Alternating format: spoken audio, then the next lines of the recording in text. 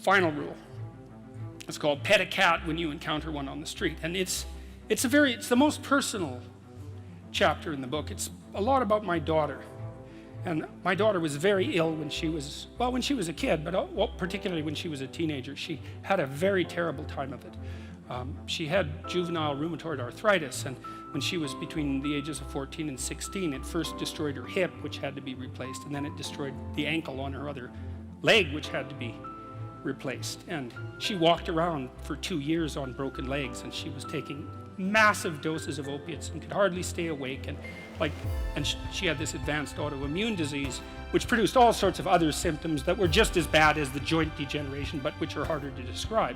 And so it's just bloody brutal, and as a test of your faith, there's almost nothing that's more direct than a serious illness inflicted upon an innocent child, right? And so the chapter's a meditation on that, and also on, well, what to do in a situation like that, because everyone is going to have a situation like that in some sense, because you'll be faced with illness in the people that you love and in crisis. And so it's a practical guide to coping with those sorts of things. And one of the things you do when you're overwhelmed by crisis is you shorten your time frame.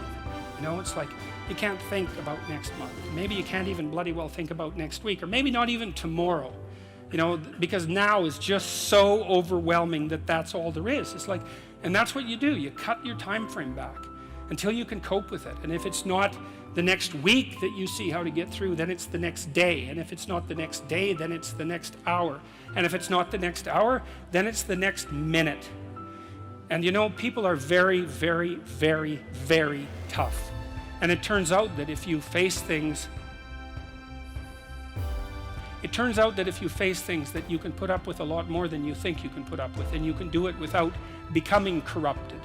And she did recover quite fully, and much as a consequence of her own machinations, because she figured out what was wrong with her and then took the necessary steps to fix it, which is nothing short of a bloody miracle as far as I'm concerned. And anyways, part of the cat bit is I actually start by talking about our dog, who actually died about a year ago, but he's still alive in the book. I let people know, because dog lovers love dogs, and if you love cats, then they think you don't like dogs, and then they don't like you. So I also point out at the beginning of the chapter that if you want to pet a dog on the street, that's okay too. So you don't have to get up in arms about it.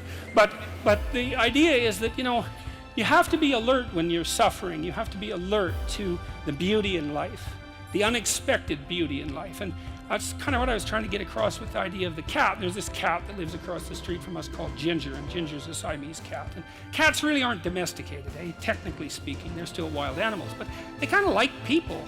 God only knows why, but they do, And so Ginger will come wandering over, and our dog looks at her, but they're friends, and she rolls over on his back, and Seiko used to, nose her a bit, and then she'd kind of mosey over and let you pet her if she was feeling like it that day. And you have to look for that little bit of sparkling crystal in the darkness when things are bad. You have to look and see where things are still beautiful and where there's still something that's sustaining.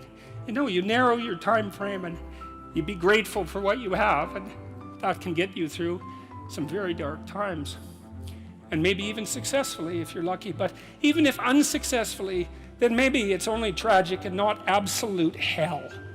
And you can do that, in the worst situation. You can make it only tragic and not hell. And there's a big gap between tragedy and hell.